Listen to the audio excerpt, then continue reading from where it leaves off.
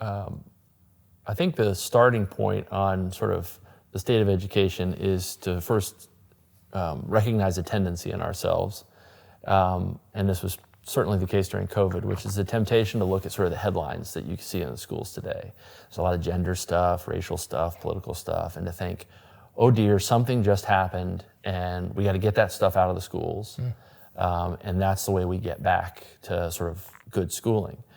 And one of the things that I learned as I sort of dug in and was looking at other schooling options for my own kids was that there's a long history to sort of the transformation of schooling in America that goes back a whole lot longer than even back when I was in public schools. If we look at data points today, I mean, some things you look at like NAEP scores, National Association of Educational Progress, and you just see sort of basic proficiency numbers. There's not a single category in which American eighth graders, more than a third of them are proficient in math or reading or civics or history. The ACT scores are on a 5-year decline. They're at their lowest point since, I think, 1991. But you also see other things like grades are getting higher. As you get, classes of valedictorians of, 30 kids, all with, perfect grades. So something funny is going on there. I don't think it's any secret that schools are also dealing with a whole bunch of mental health issues. They sort of doubled down on that with things like social and emotional learning, a lot of on-staff mental health experts, psychologists and psychiatrists.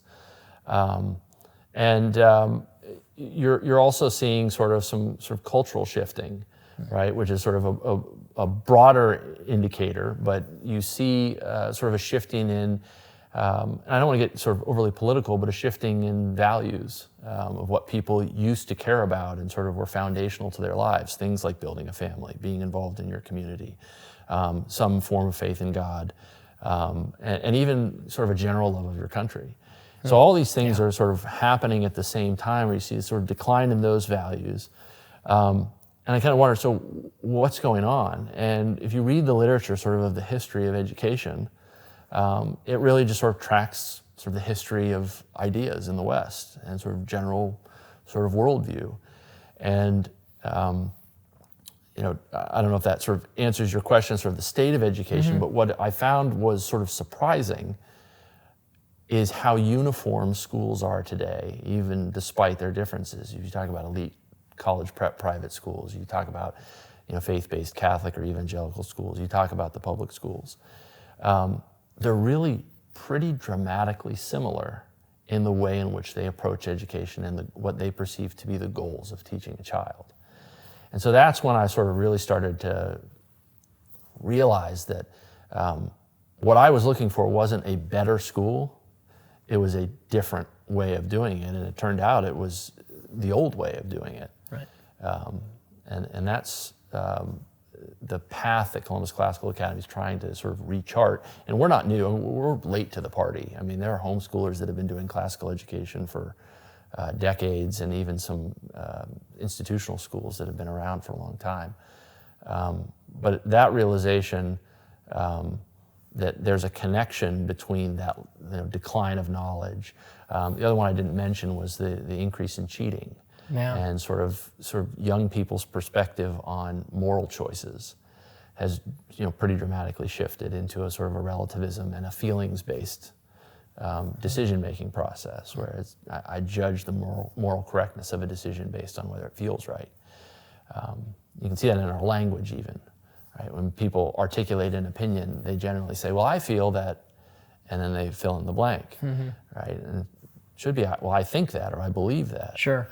And sort of that de-intellectualization and sort of emotive form of articulating ideas all stems from a common history, but it's one that I didn't know about, and I had to sort of really learn about to understand why schools are what they are today. Yeah, and to go backwards, I mean, the first thing that I was really triggered by in what you just said was, this dichotomy of general testing scores, right? ACTs being on a 5-year track of downward trajectory, right? While grades in schools are going up. And so maybe if you can hit on that more specifically, because to me that's a fascinating concept. Yeah. I don't really fully understand why that's happening. So if you can just touch on that a little bit more. Yeah, and I'm not per se an expert on sort of grade inflation history, but I do know that it started out what I would call unintentionally. Okay. And you can imagine sort of a parent in school or a parent with a kid in school. They want to know their child's doing well. And if their child's doing poorly, then a teacher's going to, have some conversations. They're going to want to know why and whether there's teaching failures. What you end up with is sort of this built-in incentive to sort of tell kids that they're doing well because it reflects well on them. Parents are happy. They move on. Harvey Mansfield is a political philosophy professor at Harvard, and he started noticing it. This was in a weekend interview he gave at the Wall Street Journal. He started noticing it at the collegiate level. He didn't really make anything of it at first, is what he says. He says, okay, so they're starting to just pump up the grades a little bit. What he observed, though, was that it produced a sort of shift in the mentality, not just of the faculty, but of the students. Obviously, with grade inflation, you have kids then who have less incentive to work hard, and they have less incentive to hold themselves to a homework deadline or do well on a test. But it also conveys this sort of philosophy of non-judgmentalism. And so sort of the hierarchy of standards in schools start to get eroded, not because they've actually said, this isn't the material you need to know, but you're going to get an A anyway. And even if it starts out with a sort of non-intentionality, it's just sort of by happenstance because the teacher feels better and the parents feel better and the kids feel better, everybody feels better if everyone's getting good grades. We've recently shifted into what folks have started to call equitable grading. And it has now become a part of a political project, right? And some of it stems from legitimate concerns, right? That if there is a mass sort of disparity in educational outcomes, that we should be looking and trying to figure out what's producing that. We shouldn't just regard it as, well, those kids are dumb and those kids are smart. But it solves the problem at the end point rather than the foundation point, right? And it says, okay, well, then we'll just recalibrate all of the grading to make sure that we've wiped out that disparity. Instead of saying, but if you change the grades and these kids haven't learned anything more, how are we actually better off other than just feeling good?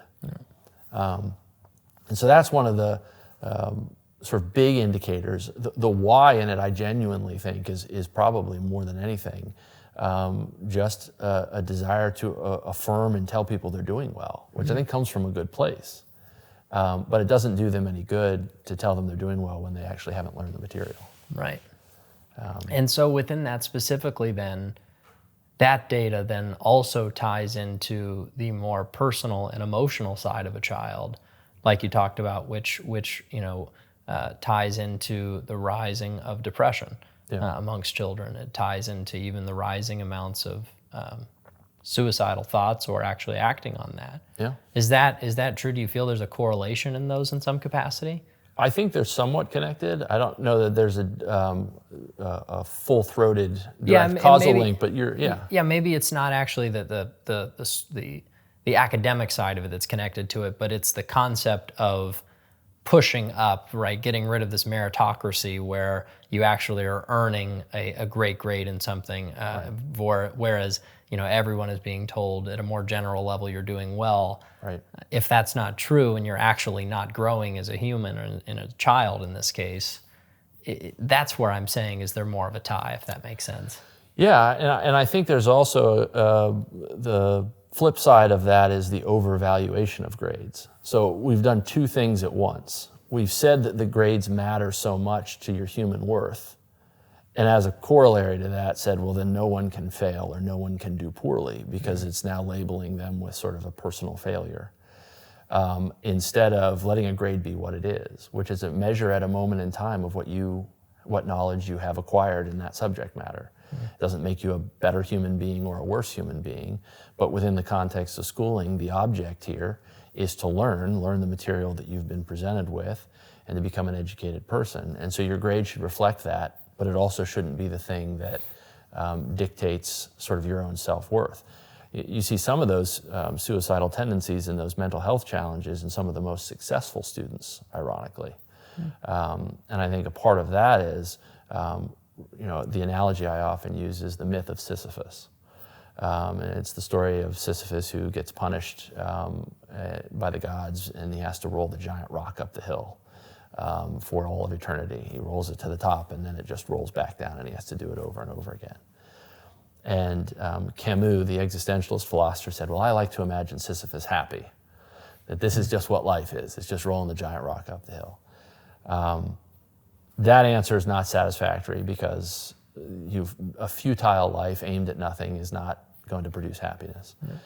But the answer of our modern education system has largely been, well, then let's just make the rock lighter, right? Make it easier and easier to roll it up the hill. But the real answer is we need to roll the rock somewhere. Students have to have a sense that they're pushing the rock up the hill, not just to ding the A grade, but because they've gained some kind of insight or understanding as a result of mastering this material.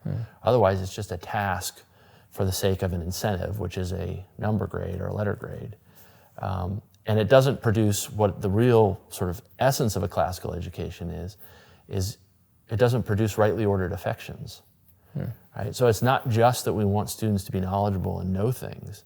We want them to love learning, to love pursuing what is true.